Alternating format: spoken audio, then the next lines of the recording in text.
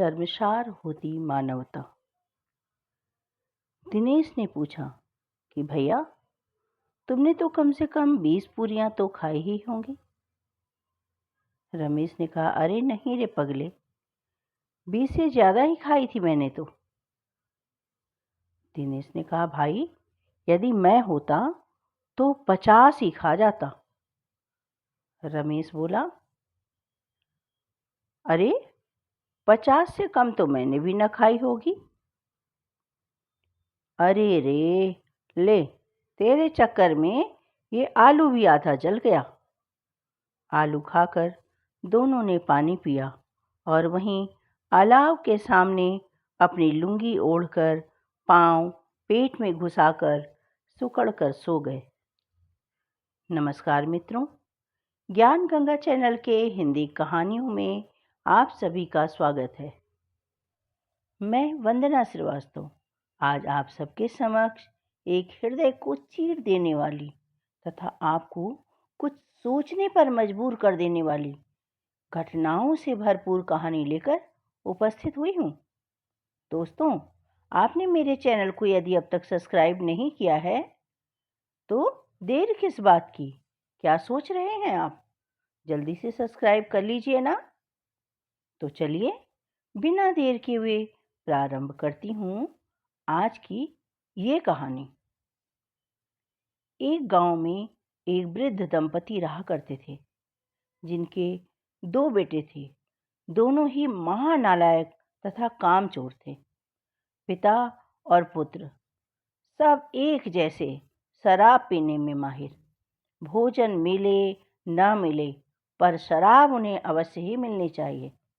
घर की महिलाएं इस बात को लेकर बहुत दुखी रहा करती थी। अक्सर उनके घर में इसी बात को लेकर कलेश हुआ करता था। एक दिन बुढ़िया अम्मा को कुछ दिनों के लिए किसी काम के सिलसिले में दूसरे गांव जाना पड़ा। 1 साल पहले ही जैसे तैसे करके उसने अपने बड़े बेटे की शादी मनीषा नाम की लड़की से करवाई थी, जो देखने में निहायत ही खूबसूरत थी और इस समय वह गर्भवती भी थी। उसका 8वां महीना चल रहा था, परंतु घर में बेहद गरीबी का वास था। बुढ़िया अम्मा जाते हुए अपने पति और बेटों को बहू का ध्यान रखने को कहकर चली गई। एक दिन झोपड़े के द्वार पर बाप और बेटा तीनों बुझे हुए अलाव के सामने चुपचाप बैठे हुए थे और अंदर बेटे की जवान बीवी मनीषा का प्रसव वेदना से अचानक तड़प रही थी। रह रहकर उसके मुंह से ऐसी दिल दहला देने वाली आवाज निकलती थी कि वे सब के सब कलेजा थाम लेते थे। जाड़ों की रात थी। प्रकृति सन्नाटे में डूबी हुई थी। सारा गांव अंधकार में विलीन हो गया था। वृद्ध पिता ने कहा, मालूम होता है कि यह अब ना बचेगी और तेरी अम्मा भी घर पर नहीं है। सारा दिन दौड़ते दौड़ते हो गया। जा देख तो आ कि क्या परेशानी हो रही है उसे। उसका बड़ा बेटा रमेश चिढ़कर बोला, अरे मरना ही है तो जल्दी मर क्यों नहीं जाती? देखकर क्या करूंगा मैं? मुझसे तो उसका तड़पना और हाथ पांव पटकना देखा ही नहीं जाता। पिता ने कहा कि तू बड़ा बेदर्द है रे। साल भर जिसके साथ सुख चैन से रहा, उसी के साथ इतनी बेवफाई कैसे कर रहा है रे तू? रमेश चिढ़कर बोला कि ये अम्मा को भी अभी जाना था क्या दूसरे गांव? बाद में भी तो जा सकती थी। उसने कहा कि उसका जाना अगर जरूरी न होता तो वह बिल्कुल भी न जाती। अब जाकर देख तो सही उसे। उस गांव में ज्यादातर मजदूर लोग ही रहा करते थे और रमेश कामचोरी के लिए पूरे गांव में जाना जाता था। वह एक दिन काम करता तो 4 दिन आराम करता। वहीं उसके भाई सुरेश का भी ऐसा ही कुछ हाल था। वह तो इतना ज्यादा कामचोर था कि 1 घंटे काम करता तो 2 घंटे भर चिलम पीता। इसलिए उन्हें कहीं मजदूरी नहीं मिलती थी। यदि घर में मुट्ठी भर भी अनाज मौजूद हो तो ऐसा लगता था कि उनके लिए काम करने की कसम किसी ने दे दी थी। जब तक 2-4 दिन भूखे रहने की नौबत न आ जाती, तब तक रमेश पेड़ पर चढ़कर लकड़ियां न तोड़ लाता, और जब ऐसा होता तब वह पेड़ पर चढ़कर लकड़ियां तोड़ लाता और सुरेश उसे बाजार में जाकर बेच आता था। और जब तक वह पैसे रहते, दोनों इधर उधर मारे मारे फिरते। गांव में काम की कोई कमी नहीं थी, पर ये तीनों थे ही ऐसे कामचोर। मेहनती आदमी के लिए तो 50 काम थे, मगर इन दोनों भाइयों को उसी वक्त बुलाते जब 2 आदमियों से एक का काम पाकर भी संतोष कर लेने के सिवा उनके पास कोई चारा न होता। यह तो इनकी प्रकृति थी।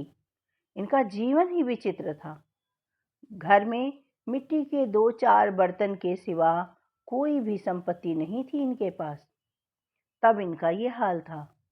फटे चीथड़ों से अपनी नग्नता को ढाके हुए जिए जा रहे थे, पर इनमें कोई शर्म महसूस नहीं होती थी। संसार की चिंताओं से मुक्त मस्त मौला कर्ज से लदे हुए थे। दोनों से यही हाल था। लोगों से वे गालियां खाते, मार खाते, मगर कोई गम नहीं, कोई फर्क नहीं पड़ता था इन सबको। गरीबी इस कदर छाई हुई थी कि अपने दिए गए कर्जे की वसूली की भी तो बिल्कुल आशा न रहने पर ही लोग इन पर तरस खाकर इन्हें कुछ न कुछ कर्ज दे ही देते थे। गाजर, मटर, आलू, गन्ना आदि की फसल भी दूसरों की खेतों से चोरी चुपके तोड़ लाते थे, और तो और दूसरों के खेतों से मटर या आलू उखाड़ लाते थे और भून भान कर खा लेते थे, या 10-5 गन्ने ही उखाड़ लाते थे और रात को चूसते थे। रमेश और दिनेश दोनों ही अपने पिता के ही नक्शे कदम पर चल रहे थे। बल्कि यह कहना गलत न होगा कि वे उनका नाम और भी उजागर कर रहे थे, क्योंकि ये दोनों बेटे तो अपने पिता से भी 10 कदम आगे थे। इस वक्त भी तीनों आग के सामने बैठकर आलू भून रहे थे, जो कि किसी खेत से चुरा कर लाए गए थे। जब से रमेश की पत्नी मनीषा का ब्याह हुआ और वो ब्याह कर इस घर में आई, तब से उसने ही इस खानदान में व्यवस्था की नींव डाली थी और इन तीनों बेगैरतों का पेट भरती रहती थी। जब से वह आई, यह तीनों और भी आलसी और आराम तलब हो गए थे, बल्कि जब देखो कुछ अकड़ने भी लगे थे। जब भी इन्हें कोई कार्य करने को बुलाता तो ये उनसे दुगनी तिगुनी मजदूरी मांगते।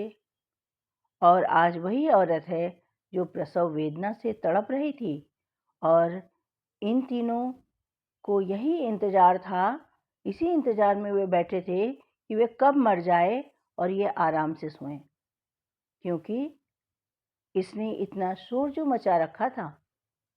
उसके पिता ने आलू निकाल कर छीलते हुए, रमेश जा जाकर देख तो जरा क्या दशा है उसकी, पिता ने कहा। उसने कहा, अरे कुछ नहीं पिताजी, ये सब नाटक कर रही होगी, या किसी भूत प्रेत का साया होगा, नहीं तो चुड़ैल का होगा, और क्या। यहाँ तो ओझा भी बहुत ज़्यादा रुपया मांगता है। रमेश डर रहा था कि कहीं ऐसा न हो कि यदि वह मनीषा को देखने गया तो ये दोनों आलूओं का बड़ा भाग साफ न कर दें। रमेश ने कहा, ना बाबा ना, मुझे तो वहाँ जाते हुए भी डर लगता है, मैं ना जाऊँगा उसके पास, कहीं कुछ कर दिया तो मुझे। दिनेश ने कहा, डर किस बात का है भैया, मैं और पिताजी तो हैं यहीं। तो तुम ही जाकर देख लो ना, रमेश ने चिढ़कर दिनेश से बोला। दिनेश बोला, भैया कैसी बातें कर रहे हो, भाभी मुझसे लजाएगी कि नहीं। जिसका मुंह कभी नहीं देखा, आज उसका उघड़ा हुआ बदन देखूंगा क्या। उसे तन की सुध भी तो ना होगी, मुझे देख लेगी तो खुलकर हाथ पांव भी न पटक सकेगी। रमेश ने कहा, दिनेश मैं सोचता हूँ कि अगर तेरी भाभी को कोई बाल बच्चा हो गया तो क्या होगा। सोंठ, गुड़, तेल, खाने पीने की सामग्री कुछ भी तो नहीं है घर में। अरे होने तो दे पहले, सब कुछ आ जाएगा, उसके पिताजी ने कहा। भगवान औलाद देगा तो खाने को भी वही देगा। जो लोग अभी एक पैसा भी नहीं दे रहे हैं ना, वे ही कल बुला बुला कर रुपए देंगे। मेरे भी तो तुम दोनों लड़के हुए, घर में कभी भी कुछ नहीं था, मगर भगवान ने किसी न किसी तरह से बेड़ा पार लगाया ही ना। जिस समाज में रात दिन मेहनत करने वालों की हालत उनकी हालत से कुछ बहुत अच्छी न थी, और किसानों के मुकाबले में वे लोग जो किसान किसी दुर्बलता के लाभ उठाना जानते थे, वे कहीं ज़्यादा संपन्न थे। वहाँ इस तरह की मनोवृत्ति का पैदा हो जाना कोई अचरज की बात नहीं थी। हम तो कहेंगे कि रमेश का पिता किसानों से कहीं ज़्यादा विचारवान था और किसानों के विचार सुने समूह में शामिल होने के बदले बैठकबाजों की मंडली में जा मिला था। पर हाँ, उसमें यह शक्ति न थी कि बैठकबाजों के नियम और नीति का पालन करता। इसलिए जहाँ उसकी मंडली के और लोग गांव के सरगना और मुखिया बने हुए थे, उस पर सारा गांव उंगली उठाता था। दोनों आलू निकाल निकाल कर गरम गरम ही खाने लगे, क्योंकि 2 दिनों से उन्होंने कुछ नहीं खाया था। उनमें इतना भी सब्र नहीं था कि आलूओं को ठंडा हो जाने दें। कई बार दोनों की ज़बानें जल गई। छिल जाने पर आलू का बाहरी हिस्सा जुबान, हलक और तालू को जला देता था, और उस अंगारे को मुंह में रखने से ज़्यादा खैरियत इसी में थी कि वह अंदर पहुंच जाए। वहाँ उसे ठंडा करने के लिए काफ़ी सामान थे, फिर भी उनमें सब्र कहाँ था। इसलिए दोनों जल्दी जल्दी ही निकल जाते थे। हालांकि इस कोशिश में उनकी आंखों से आंसू तक निकल आते। रमेश को उस वक्त अपने दोस्त की बारात याद आई, जिसमें 10 साल पहले वह गया था। उस दावत में उसे जो तृप्ति मिली थी, वह उसके जीवन में एक याद रखने लायक बात थी, और आज भी उसकी याद ताज़ा थी। परंतु जब से फिर उस तरह का खाना और भरपेट भोजन नसीब ही नहीं हुआ। लड़की वालों ने सबको भर पेट पूरियां खिलाई थी, तरह तरह के व्यंजन। उफ, उस भोज में क्या स्वाद मिला था। कोई रोक टोक नहीं थी। जो चीज़ चाहो मांगो, जितना चाहो खाओ। लोगों ने ऐसा खाया, ऐसा खाया, ऐसा खाया कि किसी ने पानी भी न पिया। मगर परोसने वाले थे कि पत्तल में गर्मा गर्म गोल गोल रंग बिरंगी पूरियां और कचौरियां डालते जा रहे थे। मना भी करते थे तो भी नहीं मानते थे। कहते थे कि नहीं चाहिए। पत्तल पर हाथ रोके हुए रहने के बावजूद भी वह जबरदस्ती ही दिए जाते थे। और भोजन करने के बाद इलायची वाला पान, ओह, वह भी दिया गया। मगर इतना भोजन करने के बाद खड़ा हुआ ही कहाँ जाता था, इसलिए झटपट जाकर अपने बिस्तर पर लेट गया। आज भी उसकी याद करते ही मुंह में पानी आ जाता है। सच में क्या शादी थी वह। और एक हमारी शादी हुई, मुझे वो तो मुझसे भी ज़्यादा गरीब निकले।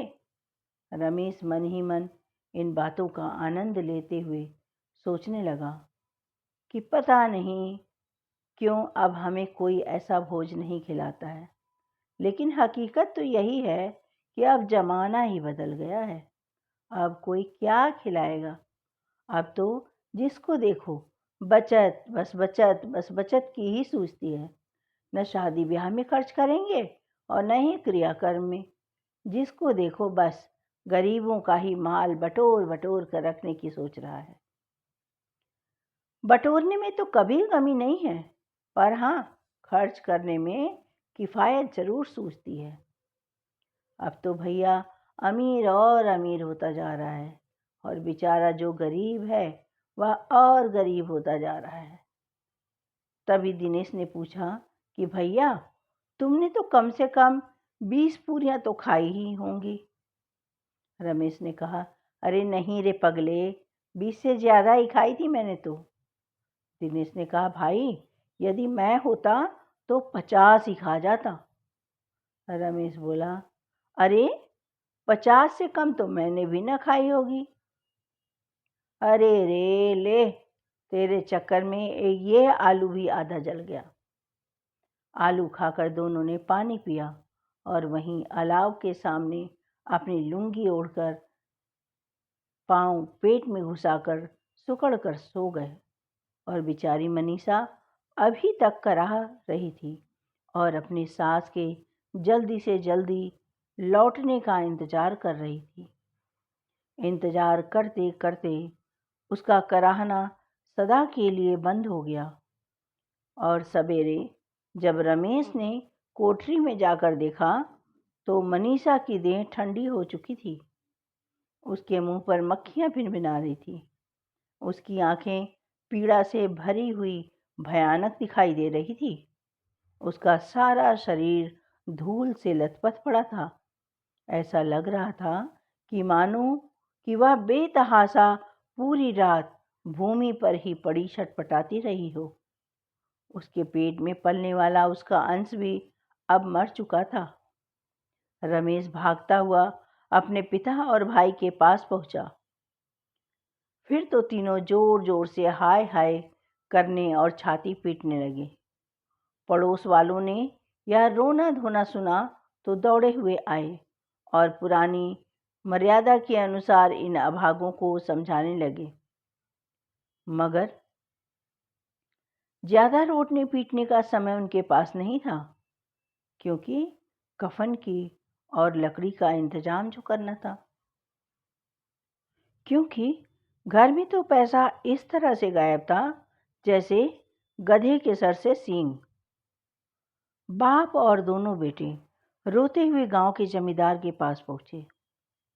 वह इन तीनों की सूरत से नफरत करते थे। कई बार इन्हें अपने हाथों से पिटाई भी कर चुके थे, क्योंकि अनेकों बार चोरी करने और वादा करने पर भी काम न करने आने के सिलसिले में। जमींदार ने रौब भरे अंदाज में पूछा, क्या हुआ? तुम तीनों क्यों रो रहे हो? अब तो तू कहीं दिखाई भी नहीं देता। मालूम होता है कि इस गांव में रहना ही नहीं चाहता क्या? रमेश के पिता ने जमीन पर सिर रखा और आंखों में आंसू भरे हुए कहा, साहब, बहुत बड़ी परेशानी आ गई है साहब, हम पर दया करें सरकार।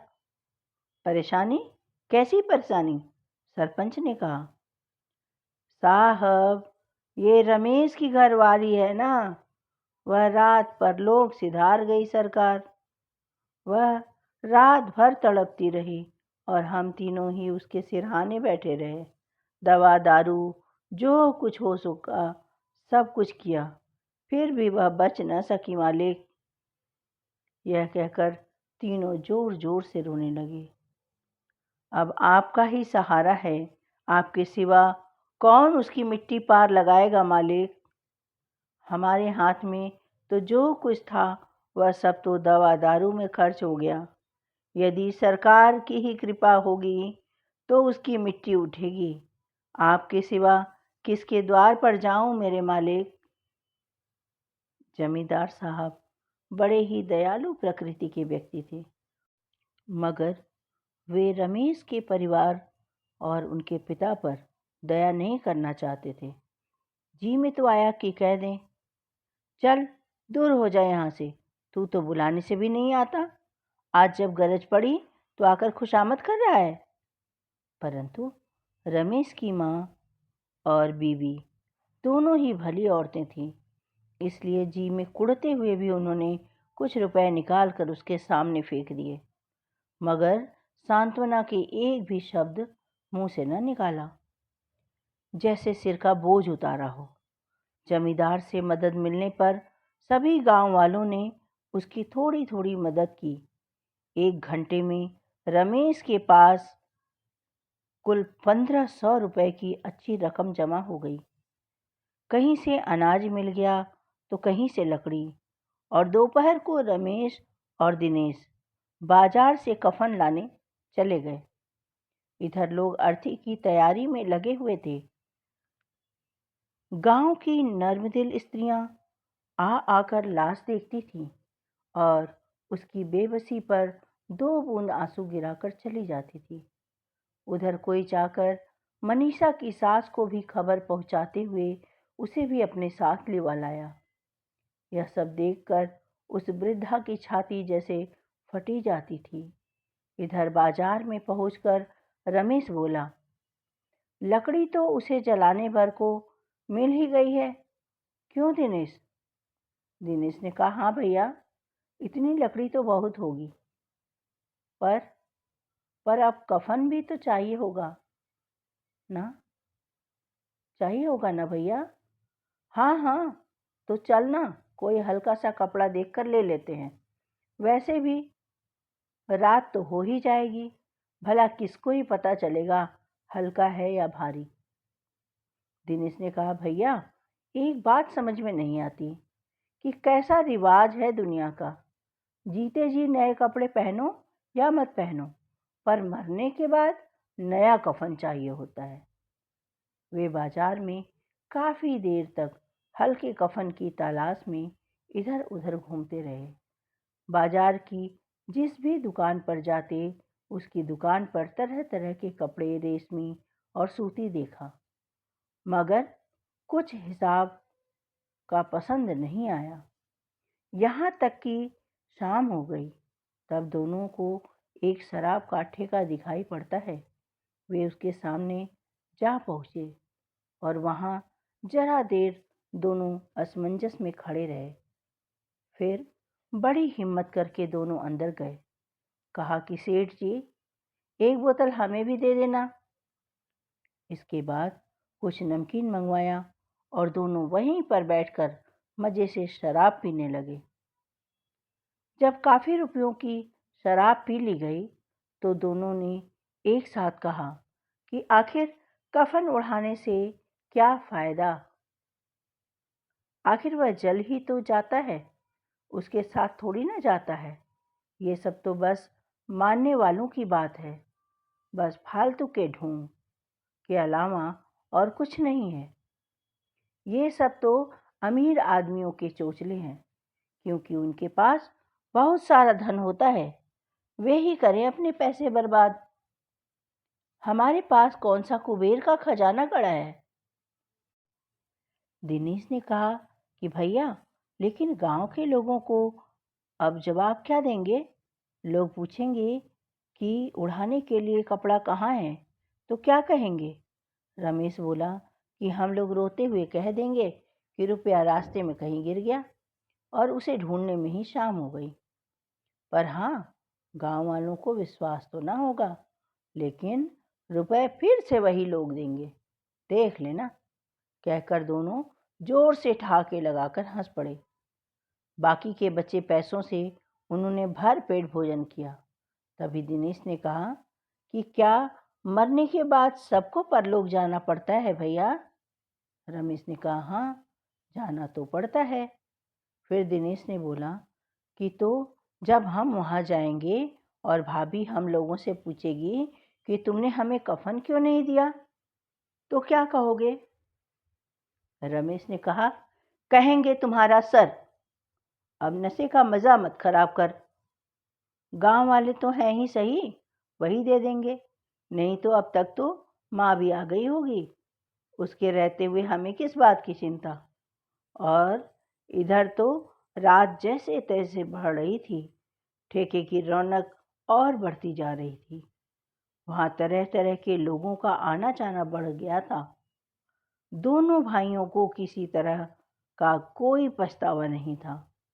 वे दोनों खुद खूब आनंद से झूम रहे थे, गा रहे थे, बार बार मनीषा को दुआएं देते, और मरने के बावजूद भी वह हम दोनों भाइयों को तृप्त कर गई है। फिर दोनों ने फिर आसमान की तरफ एक साथ देखा और देखते हुए कहा कि वह तो सीधे बैकुंठ में जाएगी, बैकुंठ की रानी बनेगी। और दूसरी ओर इनके वृद्ध माता पिता और गांव वाले इंतजार करते करते थक चुके थे। मनीषा की सास का भी रो रो कर बुरा हाल हुए जा रहा था, पर वे अपने बेटों को अच्छी तरीके से जानती थी, इसलिए वह अंतिम क्रिया को अंजाम देना चाहती थी कि तभी गांव के एक व्यक्ति ने रमेश और दिनेश के ठेके पर होने की बात बताई।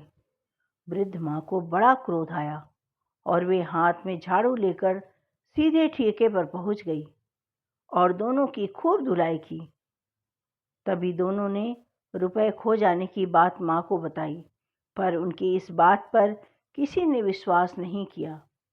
फिर सबने मिलकर अंत्येष्टि का इंतजाम किया और मनीषा की अंतिम क्रिया की गई। तभी रमेश नकली आंसुओं को बहाते हुए बोला, बेचारी ने जिंदगी में बड़ा दुख भोगा है, कितना दुख झेल कर मरी है। वह आंखों पर हाथ रखकर चीखें मार मार कर रोने का नाटक करने लगा, परंतु सभी गांव वाले और उसकी वृद्ध माँ को सब कुछ समझ में आ रहा था। उसके पिता ने रमेश और दिनेश से बात करके पूरा माजरा समझते ही वह दोनों से नाराज होने लगा और कहने लगा, अरे तुम दोनों को शर्म ना आई अपने पिता को छोड़कर ये सब करते हुए? जब ऐसा ही कुछ तुम्हें करना था, तुमने सोच रखा था, तो मुझे भी ले चलते अपने साथ। इधर मनीषा की सास, जो मनीषा को अपनी बेटी से बढ़कर मानती थी, अब वह अकेली पड़ गई थी। मन में बस एक ही पश्चाताप उसे बार बार सताता कि काश ऐसे समय में उसे मैं छोड़ कर न जाती, तो शायद मेरे घर की खुशियां हमसे न रूठती। परंतु उसने मन ही मन इस घर के शराबी पुरुषों को सबक सिखाने की ठान ली कि मेरी कमाने वाली बेटी स्वरूपा बहू तो अब रही नहीं, जिसकी वजह से इनका पेट भरता था। अब मैं भी देखती हूँ कि बिना कुछ किए हुए इनको भोजन कहाँ से मिलता है। इधर गांव वाले भी इनकी करतूतों से काफ़ी नाराज थे। तो दोस्तों, यह कहानी सुनकर आपके मन में कैसे विचार उठ रहे हैं, कमेंट्स करके ज़रूर बताइएगा। दोस्तों, आपको यह कहानी कैसी लगी? यदि कहानी पसंद आई हो तो चैनल को लाइक और शेयर करें। चैनल पर नए हैं तो चैनल को सब्सक्राइब अवश्य कर लें। मित्रों, अगर आप सब यह चाहते हैं कि मेरी कहानियाँ आप सदैव ऐसे ही सुनते रहें, तो आपको लाइक और कमेंट्स करना चाहिए, जिससे मैं उत्साहित होकर आप सबके लिए और अच्छी से अच्छी कहानियाँ लिख सकूं। आप लोग और किस तरह की कहानियाँ सुनना पसंद करते हैं, प्लीज़ कमेंट्स में अवश्य बताएं। दोस्तों, मेरे चैनल को सब्सक्राइब अवश्य कर लें, जिससे कि मेरे द्वारा सुनाई गई कहानी आप सबके पास सबसे पहले पहुँचे, जिसे सुनकर आप सबसे पहले आनंद ले सकें। और अच्छी से अच्छी कहानियाँ सुनने के लिए आप मेरे साथ जुड़े रहकर मेरा हौसला बढ़ाते रहिए। और मेरे द्वारा यह कहानी सुनने के लिए आपका बहुत बहुत धन्यवाद। मित्रों, यदि आप सब यह चाहते हैं कि मैं अपनी कहानी के अंत में आप सबका नाम पुकारूं, तो कमेंट्स में अपना और अपनी जगह यानी जिस जगह आप रहते हैं उस जगह का नाम लिखकर अवश्य भेजें। पिछली कहानी में कमेंट्स करने वाले और मेरी कहानी को इतना प्यार देने वालों को तहे दिल से धन्यवाद करती हूँ। सुषमा जी, जूही जी, श्रीवास्तव जी, जगवीर सिंह जी, आरव, कृति, आप सबका बहुत बहुत आभार। ऐसे ही मेरा हौसला बढ़ाते रहिए। मिलती हूँ फिर एक नई कहानी के साथ। तब तक के लिए आप मुझे आज्ञा दें, पर हाँ, लाइक, कमेंट्स, शेयर करना बिल्कुल भी ना भूलें। और बेल आइकन हिट करना तो बिल्कुल भी ना भूलें दोस्तों। मिलती हूँ फिर एक नई कहानी के साथ। बाय बाय दोस्तों।